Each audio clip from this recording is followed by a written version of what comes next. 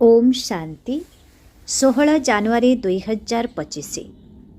बाबा कहते मिठे बच्चे जोगर चार्ट रख जेतिकी जेतिकी जोगयुक्त स्थिति रे रहिबार अभ्यास होई चलिबो सेते सेते पाप कटि चलिबो कर्मातीत अवस्था निकटतर होई जिवो। आजिर प्रश्न, जोगर चार्ट ठीक अछि कि नाही एहार चिन्हट केउ चारोटी कथारू करा जाय थाए?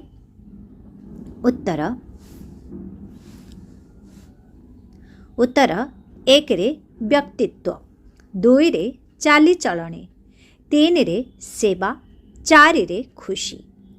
बापदादा एही चारोटी कथा को देखी कही थांती कि एहांकर चार्ट ठीक अछि कि नाही। जेउ पिलामाने म्यूजियम अथवा प्रदर्शनी बुझाइबार सेवारे रहुछंती, जहांकर चालीचलन राजकीय अटे, जेउ माने बहुत खुशी रे रहुछंती सेमानंकर निश्चित भावरे चार्ट ठीक थिबो। गीत मुखड़ा देखले प्राणी। ओम शांति। पिलामाने गीत सुनिले एहार अर्थ मध्य जानिबा उचित जे केते पाप बाकी रहिला केते पुण्य जमा हेला, अर्थात आत्मा को शतप्रधान हेबा पाई केते समय बाकी रहिला, एबे केते पर्यंत पवित्र होइछ ए कथा तो बुझी पारुछ ना।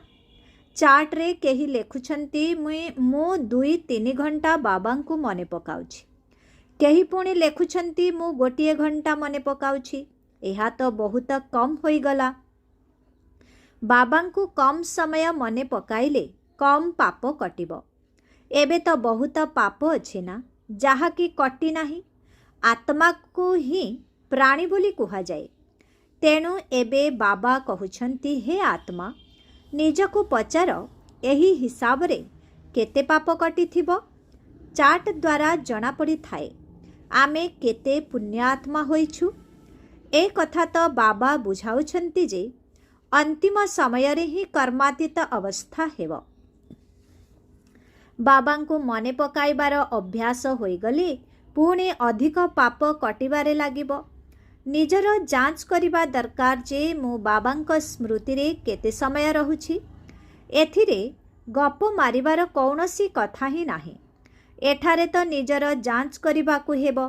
निजर चार्ट लेखी बाबांकु देले बाबा तुरंत कहि पारिबे जे एही चार्ट ठीक अछि ना नाही। आसामी चालीचलन सेवा और खुशी को देखी बाबा तुरंत बुझी जानती जे यांकर चार्ट किपरि थिबो। निरंतर स्मृति केउ संतान मानंकर रहुथिबो जेउ माने म्यूजियम अथवा प्रदर्शनी रो सेवारे रहुछंती। म्यूजियम को तो सारा दिन जीवा आसीबा लागि थाए। दिल्लू को तो बहुत आसीबे। बारंबार बाबांक परिचय देबाकू पड़ी थाए। धरिनिय काहाको तुमे कहुछ विनाश हेबा पाई आउ अल्प वर्ष बाकी अछि, सेमाने कहुछंती एहा किपरि होई परिबो। तुरंत कहिबा दरकार ए कथा तो आमे कहू नाहु, भगवान उवाच अटे ना। भगवान उवाच तो निश्चित सत्य ही हेबो ना। सेथिपाई बाबा बुझाउछंती बारंबार कुह एहा शिव बाबांक श्रीमत अटे। आमे कहू नाहु, श्रीमत तांकर अटे, से ही सत्य अटंती। प्रथमे प्रथमे तो बाबांक परिचय निश्चित देबाकू पड़िबो। सेथिपाई बाबा कहउछंती प्रत्येक चित्र रे लेखि दियो शिव भगवान उवाच। सी तो सठिक ही कहिबे, आमे कौन जानिथिलु कि? बाबा कहूथिबारु आमे कहूछु। केबे केबे खबर कागज रे मध्य बाहर करिथांती जे अमुक भविष्यतवाणी करिछंती जे विनाश जल्दी हेबो। वर्तमान तो तुमे बेहद बाबांकर संतान अट। प्रजापिता ब्रह्मा कुमार कुमारी तो बेहदर अटंती ना। तुमे कहूछ आमे बेहद बाबांकर संतान अटु। सिए ही पतित पावन ज्ञानर सागर अटंती। प्रथमे एही कथा बुझाई पक्का करी पुणी आगको बुझाइबा उचित। शिव बाबा एक कथा कहिछंती, जादव कौरव आदि मानंकर विनाश काले विपरीत बुद्धि। शिव बाबांक नाम बारंबार कहिले एहा द्वारा पिलामानंकर ही कल्याण हेबो एवं ता सहित शिव बाबांकर स्मृति मध्य रहिबो। बाबा जहा तुमको बुझाइछंती ताहा तुमे पुणी अन्यमानंको बुझाई चालो। ତେବେ ସେବାଧାରୀ ମାନଙ୍କର ଚାଟ୍ ଭଲ ରହୁଥିବ। ସେମାନେ ସାରା ଦିନରେ 8 ଘଣ୍ଟା ସେବାରେ ବ୍ୟସ୍ତ ରହିଥାନ୍ତି। ଅତି ବେଶୀରେ 1 ଘଣ୍ଟା ବିଶ୍ରାମ ନେଉଥିବେ।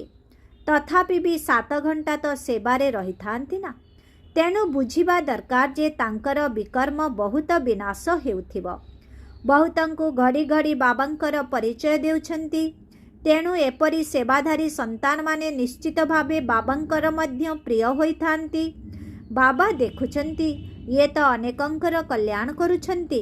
ରାତି ଦିନ ୟାଙ୍କର ଏହି ଚିନ୍ତନ ରହିଛି, ମୋତେ ଅନେକଙ୍କର କଲ୍ୟାଣ କରିବାକୁ ହେବ। ବହୁତଙ୍କର କଲ୍ୟାଣ କରିବାର ଅର୍ଥ ନିଜର କଲ୍ୟାଣ କରିବା। ସେହିମାନଙ୍କୁ ହିଁ ବୃତ୍ତି ମିଳିବ ଯିଏ ବହୁତଙ୍କର କଲ୍ୟାଣ କରୁଛନ୍ତି। ଏହା ହିଁ ପିଲାମାନଙ୍କର ଧନ୍ଦା ଅଟେ। ଶିକ୍ଷକ ହୋଇ ଅନେକଙ୍କୁ ରାସ୍ତା ବତାଇବାକୁ ହେବ। ପ୍ରଥମତଃ ଏହି ଜ୍ଞାନକୁ ପୁରା ଧାରଣ କରିବାକୁ ପଡ଼ିବ। କାହାର କଲ୍ୟାଣ କରୁନଥିଲେ ବୁଝାଯାଏ ୟାଙ୍କ ଭାଗ୍ୟରେ ନାହିଁ। ପିଲାମାନେ କହୁଛନ୍ତି, ବାବା ଆମକୁ ଚାକିରିରୁ ମୁକ୍ତ କର, ଆମେ ଏହି ସେବାରେ ଲାଗିଯିବୁ। ବାବା ମଧ୍ୟ ଦେଖିବେ ବାସ୍ତବରେ ଇଏ ସେବାଯୋଗ୍ୟ ବି ଅଟନ୍ତି, ଏକ ବନ୍ଧନମୁକ୍ତ ମଧ୍ୟ ଅଟନ୍ତି। ତେବେ ଯାଇ କହିବେ, ଭଲେ 500,000 ରୋଜଗାର କରିବା ଅପେକ୍ଷା ଏହି ସେବାରେ ଲାଗି ବହୁତଙ୍କର କଲ୍ୟାଣ କର।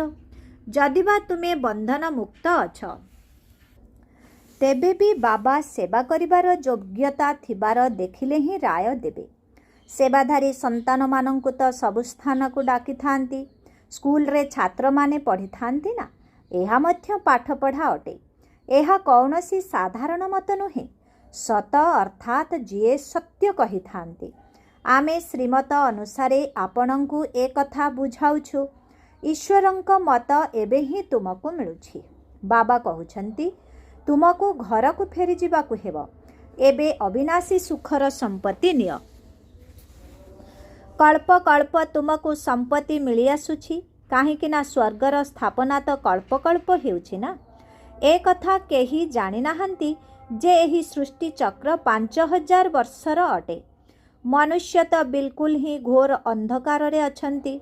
ତୁମେ ଏବେ ସମ୍ପୂର୍ଣ୍ଣ ଆଲୋକରେ ଅଛ। ସ୍ୱର୍ଗର ସ୍ଥାପନା ତ ବାବା ହିଁ କରିବେ। ଏ କଥା ତ ଗାୟନ ରହିଛି ଯେ ପାଳଗଦାରେ ନିଆଁ ଲାଗିଗଲାଣି, ତେବେ ମଧ୍ୟ ଅଜ୍ଞାନ ନିଦ୍ରାରେ ଶୋଇ ରହିଛନ୍ତି। ତୁମେମାନେ ଜାଣିଛ ବେହଦର ପିତା ଜ୍ଞାନର ସାଗର ଅଟନ୍ତି। ସର୍ବୋଚ୍ଚ ବାବାଙ୍କର କର୍ତ୍ତବ୍ୟ ମଧ୍ୟ ସର୍ବୋଚ୍ଚ ଅଟେ। ଏପରି ନୁହେଁ ଯେ ଈଶ୍ୱର ତ ସମର୍ଥ ଅଟନ୍ତି, ଯାହା ଚାହିଁବେ ତାହା କରିପାରିବେ। ନା, ଏହିପରି ଅନାଦି ଡ୍ରାମା ତିଆରି ହୋଇଛି। ସବୁକିଛି ଡ୍ରାମା ଅନୁସାରେ ହିଁ ଚାଲୁଛି। ଯୁଦ୍ଧ ସମୟରେ କେତେ ମୃତ୍ୟୁବରଣ କରୁଛନ୍ତି, ଏହା ମଧ୍ୟ ଡ୍ରାମାରେ ନିର୍ଦ୍ଧାରିତ ହୋଇ ରହିଛି। ଏଥିରେ ଭଗବାନ କ'ଣ କରିପାରିବେ? ଭୂମିକମ୍ପ ଇତ୍ୟାଦି ହେଲେ କେତେ ଚିତ୍କାର କରିଥାନ୍ତି, ହେ ଭଗବାନ। କିନ୍ତୁ ଭଗବାନ କ'ଣ କରିପାରିବେ? ଭଗବାନଙ୍କୁ ତ ତୁମେ ଡାକିଛ, ଆସି ବିନାଶ କର। ତୁମେ ତାଙ୍କୁ ପତିତ ଦୁନିଆକୁ ଡାକିଛ, କହୁଛ ନୂଆ ଦୁନିଆର ସ୍ଥାପନ କରି ସମସ୍ତଙ୍କର ବିନାଶ କର। ମୁଁ କରୁନାହିଁ, ଏହା ତ ଡ୍ରାମାରେ ନିର୍ଦ୍ଧାରିତ ହୋଇ ରହିଛି। ରକ୍ତର ହୋଲି ଖେଳ ହେବ, ଏଥିରେ ରକ୍ଷା କରିବାର କୌଣସି କଥା ହିଁ ନାହିଁ। ତୁମେ କହୁଛ ଦୁନିଆକୁ ପବିତ୍ର କର, ତେବେ ନିଶ୍ଚିତ ପତିତ ଆତ୍ମାମାନେ ହିଁ ଯିବେ ନା। କେହି କେହି ତ ବିଲକୁଲ ବୁଝୁନାହାନ୍ତି, ଶ୍ରୀମତର ଅର୍ଥ ମଧ୍ୟ ବୁଝୁନାହାନ୍ତି। ଭଗବାନ କ'ଣ କିଛି ହେଲେ ବୁଝିପାରୁନାହାନ୍ତି? କୌଣସି ପିଲା ଯଦି ଠିକ୍ରେ ପାଠ ନ ପଢ଼ନ୍ତି, ତେବେ ମାତା ପିତା କୁହନ୍ତି ତୁମେ ତ ପଥର ବୁଦ୍ଧି ଅଟ। ସତ୍ୟ ଯୁଗରେ ତ ଏପରି କହିବେ ନାହିଁ। କଳି ଯୁଗରେ ହିଁ ପଥର ବୁଦ୍ଧି ହୋଇଯାଇଛନ୍ତି। ଏଠାରେ କେହି ପାରସ ବୁଦ୍ଧି ହୋଇପାରିବେ ନାହିଁ। ଆଜିକାଲି ତ ଦେଖ ମନୁଷ୍ୟମାନେ କ'ଣ କ'ଣ ସବୁ କରିଚାଲିଛନ୍ତି। ଅସ୍ତ୍ରୋପଚାରରେ ଗୋଟିଏ ହୃଦୟ ବାହାର କରି ଆଉ ଗୋଟିଏ ରୋପଣ କରିଦେଉଛନ୍ତି। ଆଚ୍ଛା, ଏତେ ମେହନତ କରି ଏପରି କଲ, କିନ୍ତୁ ଏହାଦ୍ୱାରା ଲାଭ କ'ଣ? ଅତି ବେଶୀରେ ଆଉ ଅଳ୍ପ କିଛି ଦିନ ଅଧିକ ବଞ୍ଚି ରହିବ। ବହୁତ ରିଦ୍ଧି ସିଦ୍ଧି ଶିଖି ଆସୁଛନ୍ତି, ଫାଇଦା ତ କିଛି ହେଉନାହିଁ।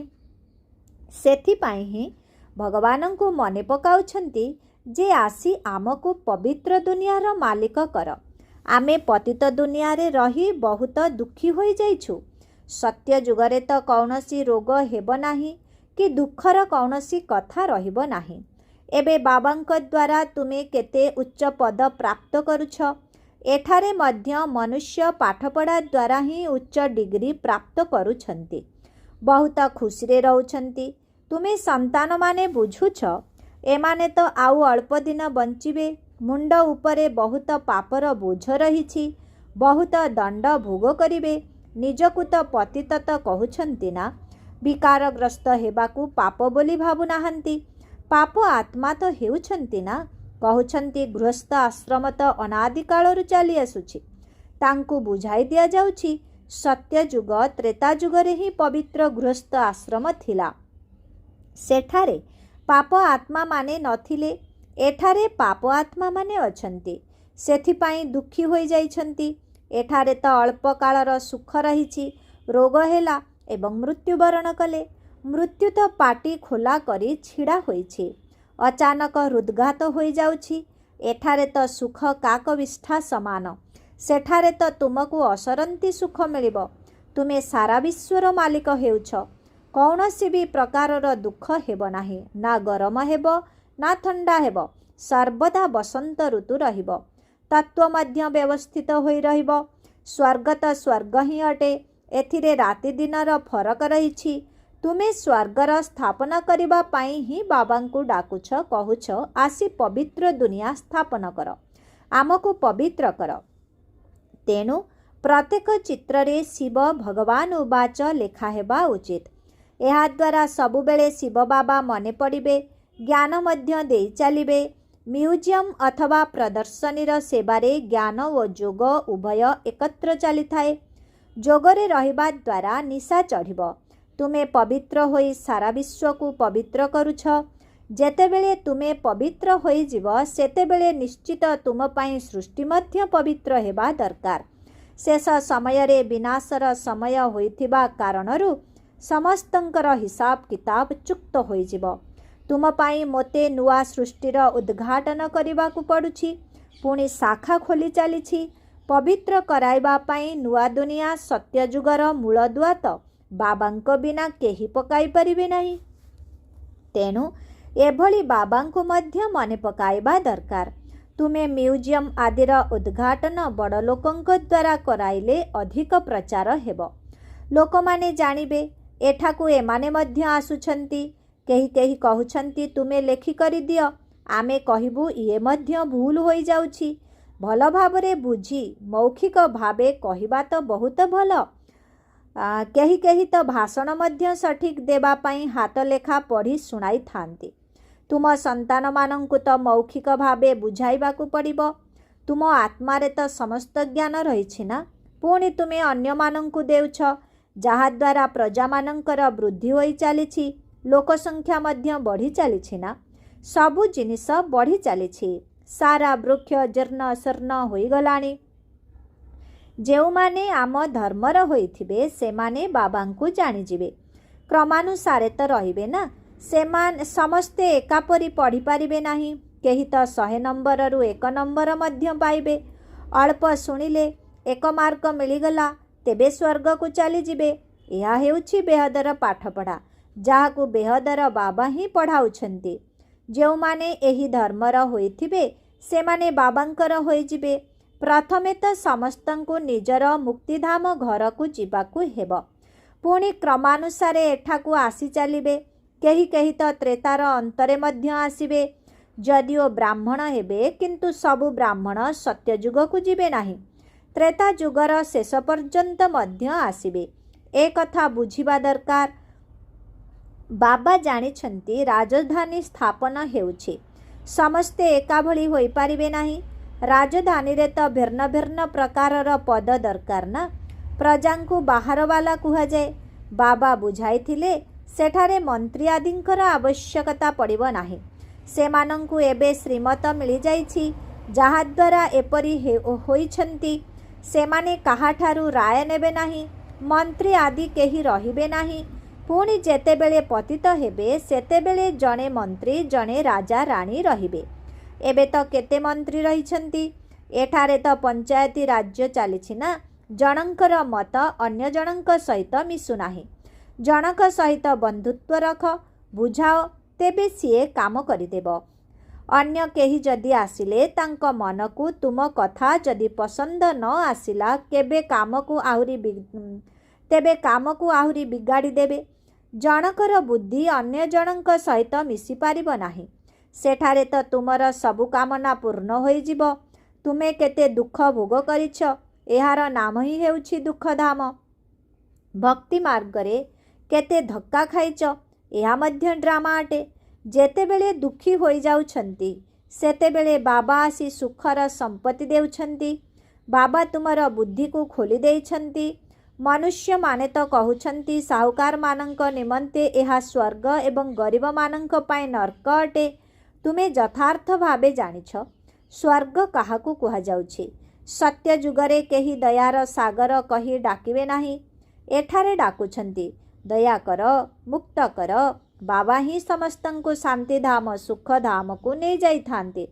ଅଜ୍ଞାନ କାଳରେ ତୁମେ ମଧ୍ୟ କିଛି ଜାଣିନଥିଲ। ଯିଏ ନମ୍ବର 1 ତମୋପ୍ରଧାନ ହୋଇଥିଲେ ସିଏ ପୁଣି ନମ୍ବର 1 ସତୋପ୍ରଧାନ ହୋଇଥାନ୍ତି। ବ୍ରହ୍ମା ବାବା ନିଜର ବଡ଼ିମା କରୁନାହାନ୍ତି। ବଡ଼ ପଣିଆ ତ ଜଣକର ହିଁ ଅଟେ। ଲକ୍ଷ୍ମୀ ନାରାୟଣଙ୍କୁ ମଧ୍ୟ ସିଏ ହିଁ ଏହିପରି କରିଛନ୍ତି ନା। ସିଏ ସର୍ବୋଚ୍ଚ ଭଗବାନ ଅଟନ୍ତି। ସିଏ ଆମକୁ ମଧ୍ୟ ଶ୍ରେଷ୍ଠ କରୁଛନ୍ତି। ବାବା ଜାଣିଛନ୍ତି ସମସ୍ତେ ତ ଶ୍ରେଷ୍ଠ ହୋଇପାରିବେ ନାହିଁ। ତଥାପି ମଧ୍ୟ ପୁରୁଷାର୍ଥ କରିବାକୁ ପଡ଼ିବ। ଏଠାକୁ ତୁମେ ନରରୁ ନାରାୟଣ ହେବା ପାଇଁ ହିଁ ଆସୁଛ।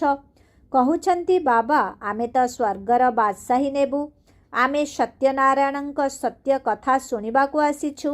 ବାବା କହୁଛନ୍ତି ଆଚ୍ଛା, ତୁମ ମୁଖରେ ଗୁଲାବ ଅର୍ଥାତ୍ ତୁମ ତୁଣ୍ଡ ସୁତୁଣ୍ଡ ହେଉ। ସେଥିପାଇଁ ମେହନତ କର। ସମସ୍ତେ ତ ଲକ୍ଷ୍ମୀ ନାରାୟଣ ହୋଇପାରିବେ ନାହିଁ। ଏହି ରାଜଧାନୀ ଏବେ ସ୍ଥାପନ ହେଉଛି। ରାଜବଂଶର ପ୍ରଜାବଂଶର ତ ବହୁତ ଆତ୍ମା ଦରକାର ନା। ଆଶ୍ଚର୍ଯ୍ୟ ଭାବେ ଶୁଣୁଛନ୍ତି, କହୁଛନ୍ତି, ପୁଣି ଛାଡ଼ି ଚାଲି ଯାଉଛନ୍ତି, ପୁଣି ଫେରି ମଧ୍ୟ ଆସୁଛନ୍ତି। ଯେଉଁ ପିଲାମାନେ ନିଜର କିଛି ନା କିଛି ଉନ୍ନତି କରୁଛନ୍ତି ତେବେ ସିଏ ଉପରକୁ ଚଢ଼ୁଛନ୍ତି। ଗରିବମାନେ ହିଁ ସମର୍ପଣ ହୋଇଥାନ୍ତି। ଦେହ ସହିତ ଆଉ କିଛି ମଧ୍ୟ ମନେ ନ ପଡ଼ୁ, ଏହା ବହୁତ ବଡ଼ ଲକ୍ଷ୍ୟ ଅଟେ। ଯଦି କାହା ସହିତ ସମ୍ବନ୍ଧ ଯୋଡ଼ି ହୋଇଥିବ ତେବେ ସେ ନିଶ୍ଚିତ ମନେ ପଡ଼ିବେ। ବାବାଙ୍କର କ'ଣ ମନେ ପଡ଼ିବ? ସାରାଦିନ ବେହଦରେ ହିଁ ବୁଦ୍ଧି ରହିଥାଏ। କେତେ ପରିଶ୍ରମ କରିବାକୁ ପଡ଼ୁଛି। ବାବା କହୁଛନ୍ତି ମୋ ପିଲାମାନଙ୍କ ମଧ୍ୟରେ ଉତ୍ତମ, ମଧ୍ୟମ, କନିଷ୍ଠ ମଧ୍ୟ ଅଛନ୍ତି। ଅନ୍ୟ କେହି ଆସିଲେ ବି ଜାଣିପାରନ୍ତି ଯେ ଇଏ ପତିତ ଦୁନିଆର ଅଟନ୍ତି। ତଥାପି ମଧ୍ୟ ଯଜ୍ଞର ସେବା କରୁଥିବାରୁ ସମ୍ମାନ ଦେବାକୁ ପଡ଼ିଥାଏ। ବାବା ଯୁକ୍ତିବାଜ ଅର୍ଥାତ୍ ଉପାୟ ବତାଇବା ବାଲା ତ ଅଟନ୍ତି ନା। ନହେଲେ ଇଏ ତ ଶାନ୍ତିର ସ୍ତମ୍ଭ, ସର୍ବଶ୍ରେଷ୍ଠ ପବିତ୍ରତାର ସ୍ତମ୍ଭ ଅଟନ୍ତି। ଯେଉଁଠାରେ ବି ପବିତ୍ରତାର ସାଗର ଶିବ ବାବା ବ୍ରହ୍ମା ବାବାଙ୍କ ଶରୀରରେ ପ୍ରବେଶ କରି ସାରା ବିଶ୍ୱକୁ ପବିତ୍ର କରୁଛନ୍ତି। ଏଠାକୁ କେହି ପତିତ ଆସିପାରିବେ ନାହିଁ। କିନ୍ତୁ ବାବା କହୁଛନ୍ତି ମୁଁ ଆସିଛି ସବୁ ପତିତମାନଙ୍କୁ ପବିତ୍ର କରାଇବା ପାଇଁ। ଏହି ଖେଳରେ ମୋର ମଧ୍ୟ ପାର୍ଟ ରହିଛି। ଆଚ୍ଛା, ମିଠେ ମିଠେ ଶିଖିଲଦେ ସନ୍ତାନମାନଙ୍କ ପ୍ରତି ମାତା ପିତା ବାପଦାଦାଙ୍କର ମଧୁର ସ୍ନେହ ସମ୍ପନ୍ନ ଶୁଭେଚ୍ଛା ଏବଂ ସୁପ୍ରଭାତ। ଆତ୍ମିକ ପିତାଙ୍କର ଆତ୍ମିକ ସନ୍ତାନମାନଙ୍କୁ ନମସ୍ତେ। ଆତ୍ମିକ ସନ୍ତାନମାନଙ୍କର ଆତ୍ମିକ ପିତାଙ୍କୁ ଓମ୍ ଶାନ୍ତି, ଗୁଡ୍ ମର୍ଣ୍ଣିଂ, ନମସ୍ତେ ନମସ୍ତେ ନମସ୍ତେ ନମସ୍ତେ ନମସ୍ତେ। ଶୁକ୍ରିୟା ବାବା, ଶୁକ୍ରିୟା। ଓମ୍ ଶାନ୍ତି। ଧାରଣା ପାଇଁ ମୁଖ୍ୟ ସାର 1 ନମ୍ବର। ନିଜର ଚାର୍ଟକୁ ଦେଖି ଯାଞ୍ଚ କରିବାକୁ ହେବ କି ମୋ ଦ୍ୱାରା କେତେ ପୁଣ୍ୟର ଖାତା ଜମା ହୋଇଛି, ଆତ୍ମା କେତେ ଶତପ୍ରଧାନ ହୋଇଛି। ସର୍ବଦା ଯୋଗଯୁକ୍ତ ହୋଇ ରହି ସବୁ ହିସାବ କିତାବକୁ ଯୁକ୍ତ କରିବାକୁ ହେବ। 2 ନମ୍ବର। ପାଠପଢ଼ାରେ ବୃତ୍ତି ପାଇବା ପାଇଁ ଯୋଗ୍ୟ ସେବାଧାରୀ ହୋଇ ବହୁତଙ୍କର କଲ୍ୟାଣ କରିବାକୁ ହେବ। ବାବାଙ୍କର ପ୍ରିୟ ହେବାକୁ ପଡ଼ିବ। ଶିକ୍ଷକ ହୋଇ ବହୁତଙ୍କୁ ରାସ୍ତା ବତାଇବାକୁ ହେବ। ବରଦାନ, ନିଜର ଫରିସ୍ତା ସ୍ୱରୂପ ଦ୍ୱାରା ସମସ୍ତଙ୍କୁ ସମ୍ପତ୍ତିର ଅଧିକାର ପ୍ରାପ୍ତ କରାଉଥିବା ଆକର୍ଷଣ ମୂରତ ଭବ। ଫରିସ୍ତା ସ୍ୱରୂପର ଏଭଳି ଚମକଦାର ପୋଷାକ ପିନ୍ଧିଦିଅ ଯାହାକି ବହୁତ ଦୂର ପର୍ଯ୍ୟନ୍ତ ଆତ୍ମାମାନଙ୍କୁ ନିଜ ଆଡ଼କୁ ଆକର୍ଷିତ କରୁଥିବ ଏବଂ ସମସ୍ତଙ୍କୁ ଭିକାରୀ ପଣିଆରୁ ମୁକ୍ତ କରାଇ ସମ୍ପତ୍ତିର ଅଧିକାରୀ କରିଦେବ। ଏଥିପାଇଁ ତୁମେମାନେ ଜ୍ଞାନର ମୂର୍ତ୍ତି, ଯୋଗର ମୂର୍ତ୍ତି ତଥା ସର୍ବ ଦିବ୍ୟ ଗୁଣର ମୂର୍ତ୍ତି ହୋଇ ଉଡ଼ିବା କଳାରେ ସ୍ଥିତ ରହିବାର ଅଭ୍ୟାସକୁ ବଢ଼ାଇ ଚାଲ। ତୁମମାନଙ୍କର ଉଡ଼ିବାର କଳା ସମସ୍ତଙ୍କୁ ଚାଲୁଥିବା ବୁଲୁଥିବା ଫରିସ୍ତା ତଥା ଦେବତା ସ୍ୱରୂପର ସାକ୍ଷାତକାର କରାଇବ। ଏହା ହିଁ ହେଉଛି ବିଧାତା ଏବଂ ବରଦାତା ପଣିଆର ସ୍ଥିତି। ଆଜିର ସ୍ଲୋଗାନ, ଅନ୍ୟମାନଙ୍କର ମନର ଭାବକୁ ଅର୍ଥାତ୍ ଉଦ୍ଦେଶ୍ୟକୁ ଜାଣିବା ପାଇଁ ହେଲେ ସର୍ବଦା ମନମନା ଭବର ସ୍ଥିତିରେ ସ୍ଥିତ ହୋଇ ରୁହ। ଅନ୍ୟମାନଙ୍କର ମନର ଭାବକୁ ଅର୍ଥାତ୍ ଉଦ୍ଦେଶ୍ୟକୁ ଜାଣିବା ପାଇଁ ହେଲେ ସର୍ବଦା ମନମନା ଭବର ସ୍ଥିତିରେ ସ୍ଥିତ ହୋଇ ରୁହ। ଅବ୍ୟକ୍ତ ଇସାରା, ନିଜର ଶକ୍ତିଶାଳୀ ସଂକଳ୍ପ ଦ୍ୱାରା ସୂକ୍ଷ୍ମ ଶକ୍ତି ପ୍ରଦାନ କରିବାର ସେବା କର। 16 ନମ୍ବର, ବ୍ୟକ୍ତିର ମାନସିକ ଶକ୍ତିର ବା ସଂକଳ୍ପର ଦର୍ପଣ ହେଲା ତାର ବାଣୀ ଏବଂ କର୍ମ। ଚାହେ ଅଜ୍ଞାନୀ ଆତ୍ମା ହୋଇଥାଉ ବା ଜ୍ଞାନୀ ଆତ୍ମା ହୋଇଥାଉ, ଉଭୟଙ୍କ ସହିତ ସମ୍ବନ୍ଧ ସମ୍ପର୍କରେ ଆସିବା ସମୟରେ ତୁମର ବାଣୀ ଏବଂ କର୍ମ ଶୁଭ ଭାବନା ଏବଂ ଶୁଭକାମନା ସମ୍ପନ୍ନ ହେବା ଉଚିତ। ତେବେ ଯେଉଁମାନଙ୍କର ମାନସିକ ସଂକଳ୍ପ ଶକ୍ତିଶାଳୀ ବା ଶୁଭ ହୋଇଥିବ, ସେମାନଙ୍କର ବାଣୀ ଏବଂ କର୍ମ ସ୍ୱତଃ ହିଁ ଶକ୍ତିଶାଳୀ ଏବଂ ଶୁଦ୍ଧ ହୋଇଥିବ ଏବଂ ଶୁଭ ଭାବନାଯୁକ୍ତ ହୋଇଥିବ। ତେବେ ମାନସିକ ସ୍ଥିତି ଶକ୍ତିଶାଳୀ ହେବାର ଅର୍ଥ ହେଲା ସେମାନଙ୍କର ଯୋଗ କରିବାର ଶକ୍ତି ଶ୍ରେଷ୍ଠ ହୋଇଥିବ, ଶକ୍ତିଶାଳୀ ହୋଇଥିବ ଏବଂ ସେମାନେ ସହଜ ଯୋଗୀ ହୋଇଥିବେ। ଆଚ୍ଛା, ଓମ୍ ଶାନ୍ତି।